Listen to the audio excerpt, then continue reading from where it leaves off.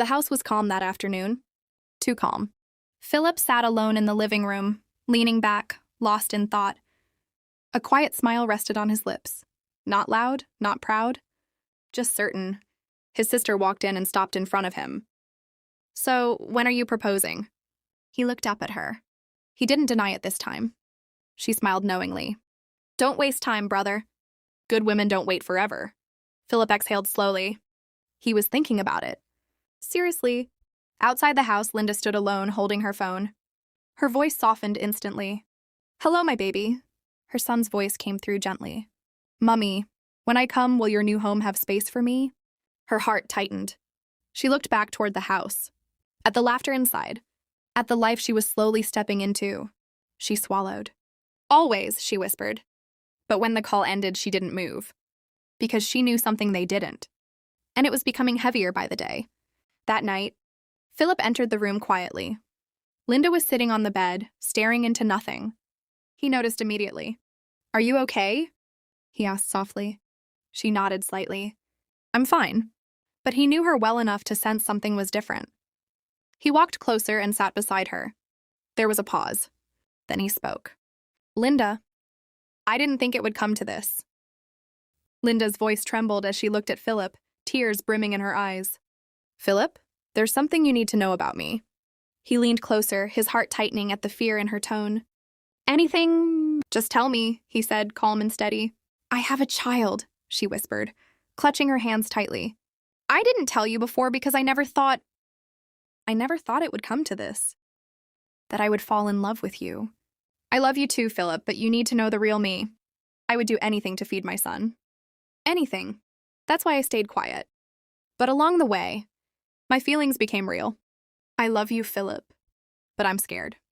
That's why I didn't say anything. I'm sorry." Philip's jaw tightened. His eyes softened, a mix of understanding and hurt shining through. He reached out and gently held her hands. "Linda, it's not that I don't understand. It's not that I'm angry at you for having a child. It's that you didn't trust me enough to tell me. Love is built on trust, Linda, and you took that choice away from me." He let go of her hand slowly, his gaze lingering on hers. "I'm sorry, but I would like to sleep in the guest room tonight. You should sleep here alone. Don't wait for me." With that, Philip turned and left the room, closing the door softly behind him. Tears streamed down Linda's cheeks as she sat on the edge of the bed, chest heaving. "I'm sorry. I'm so sorry," she whispered, voice breaking. But Philip had already left, his figure gone, leaving only the quiet room behind her. She buried her face in her hands, her heart aching with both regret and longing. The silence pressed in, heavy with what was left unsaid, yet filled with hope that love might still find its way through honesty and trust. Morning came, but the house did not feel the same. Philip stepped out of the guest room quietly. For a few seconds, he stood there staring at the bedroom door he had walked away from the night before. He almost went back. But he didn't. In the kitchen, Linda was preparing breakfast with Kate. She cracked an egg into a bowl, but her hands trembled slightly. She hadn't slept all night. Kate noticed immediately. "Linda, are you sure you're okay?" Linda forced a small smile. "Yes, I'm fine." But she wasn't. Just then, Philip walked into the kitchen. The atmosphere changed instantly. Linda looked up, hoping he would say something. "Good morning," she said softly. Philip paused before replying. "Morning." His voice was calm but distant. Kate quietly excused herself, sensing the tension between them. For a brief moment, it was just the two of them. "I made tea," Linda said gently. Philip nodded. "Thank you." So many words were hanging in the air. He wanted to speak. She wanted to explain again. But pride and pain stood between them. Philip's mom watched from the hallway. The silence was louder than anger. Later that morning, she called Philip into her room. "My son, what is happening between you and Linda?" Philip sat down and rubbed his forehead.